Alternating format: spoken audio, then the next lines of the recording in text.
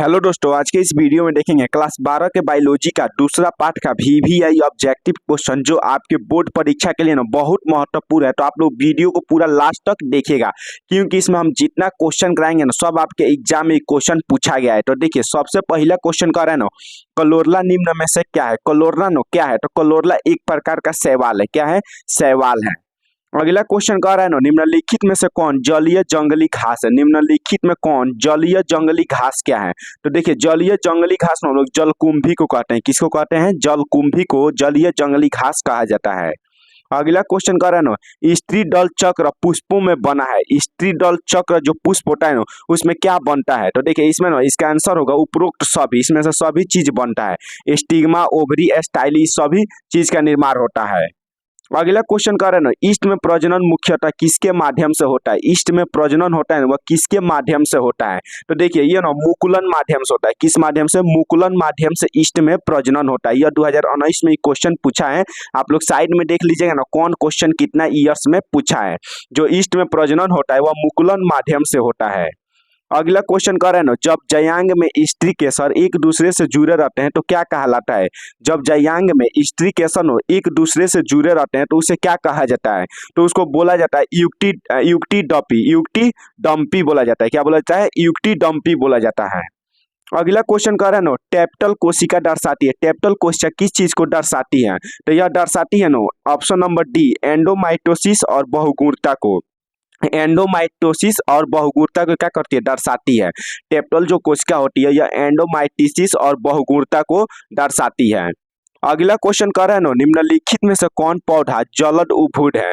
निम्नलिखित में से कौन पौधा जलोढ़ उद्भिद है। तो देखिए इसका सही आंसर होगा ऑप्शन नंबर ए सिंघारा। सिंघारा क्या होता है? जल में इसका मतलब उत्पादन होता है। तो यह जलोढ़ है। क्या है? जलोढ़ है।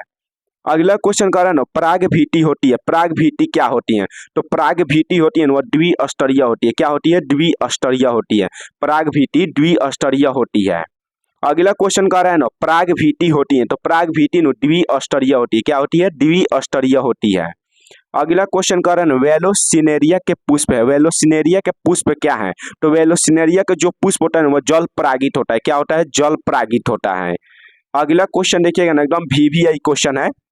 अनुमूल्य परागर वाले पौधों में निश्चित रूप से होता है। अनुमूल्य परागर वाले पौधों में निश्चित रूप से क्या होता है। तो देखिए उसमें होता है ना स्वपरागर होता है। क्या होता है? स्वपरागर होता है। जो अनुमूल्य परागर वाले पौधा होते हैं ना उसमें स्वपरागर की क्रिया होती है। किसकी क्रिया होती है? स्वपरागर की।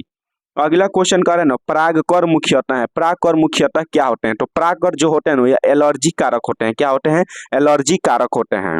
अगला क्वेश्चन है ना, गुरु बीजाणु मातृ कोशिका से क्या बनता है। गुरु बीजाणु मातृ कोशिका से क्या बनता है।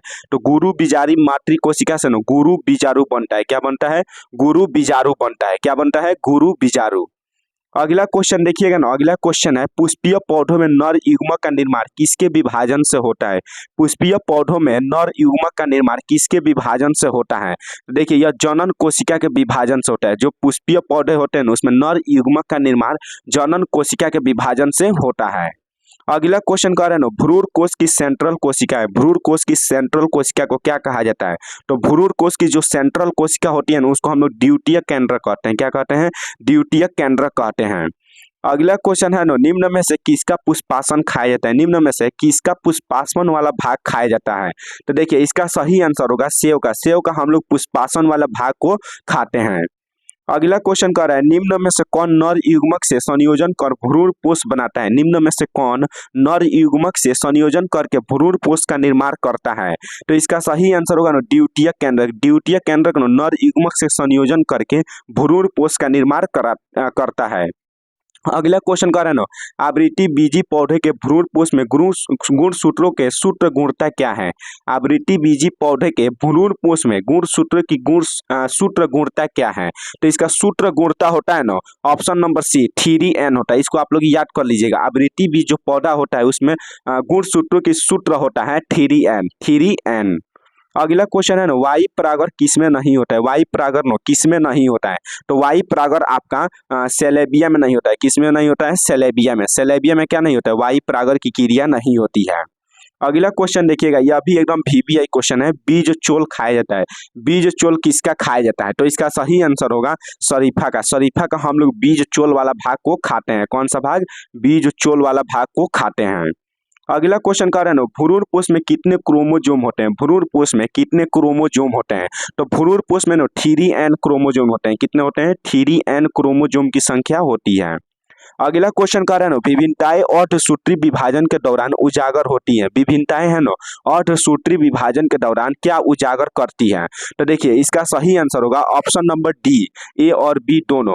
विनिमय के कारण और स्वतंत्रता संकलन के कारण जो होती है अर्धसूत्री विभाजन होती है वह उजागर होती है। विनिमय के कारण और स्वतंत्र संकलन के कारण क्या होता है? अर्धसूत्री विभाजन उजागर होती है।